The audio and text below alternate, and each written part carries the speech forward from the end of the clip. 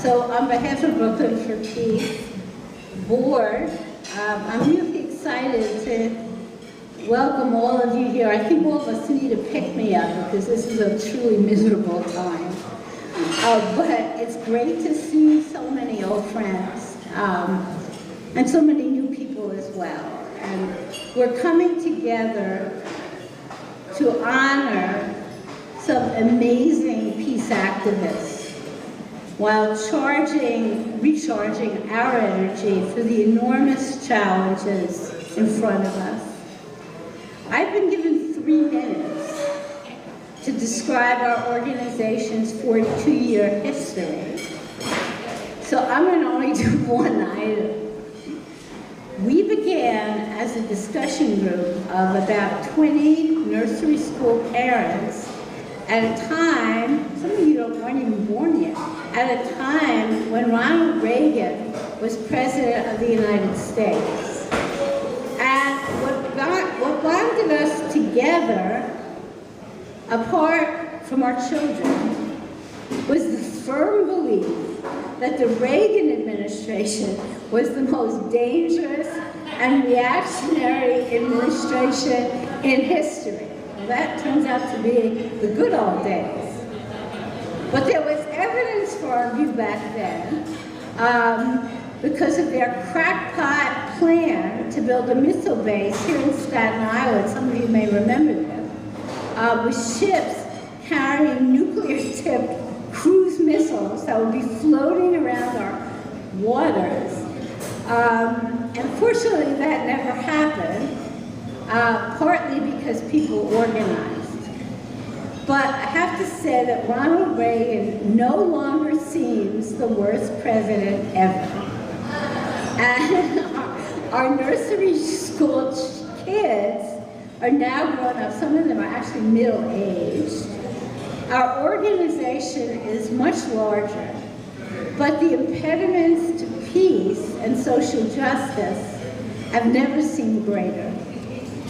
First, I just want to make sure my microphone is working. Can everybody hear back there? Okay, all right. So I only have 1 minute left. Over these decades, as a mostly all-volunteer grassroots group, we've been involved in a host of peace and social justice issues, from the disastrous wars in Afghanistan and Iraq, the nuclear competition, the attacks on immigrant neighbors, and of course the militarization of the federal budget, which, by the way, will be going over $1 trillion for this coming year. And I don't see that Elon Musk is offering to give us a little help with that. Our honorees tonight will have more to say about the horror still unfolding in Gaza and the West Bank. With each passing day, Donald Trump's peace agreement seems like a formula for further violence and oppression. Here in Brooklyn, with one exception, whom we will be honoring later tonight, none of our elected officials, not Senator Schumer, Congressman Jeffries, Goldman, Clark, have been willing to say, even now, that the United States should not send weapons to Israel. And that situation is simply intolerable. Although our president is angry,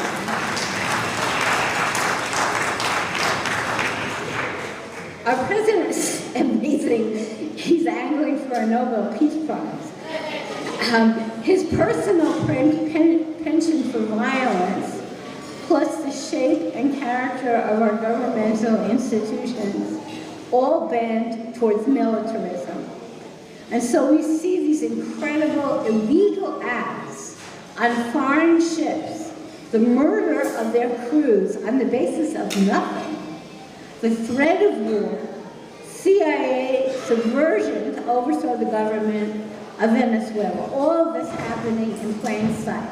So one easy thing that everybody could do this week is to call our peace-loving senators and congressional representatives and ask them to support. There's a number of different pieces of legislation out there as of this morning ask them to support legislation that is barring these illegal military actions in the Caribbean and in Venezuela.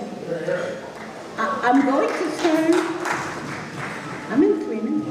I'm going to turn this program back to Michelle, if I can find her. And just to add that together with all of you and the allied organizations that are here tonight, Brooklyn for Peace remains determined to make our borough of Brooklyn ground zero for justice and peace. Thank you.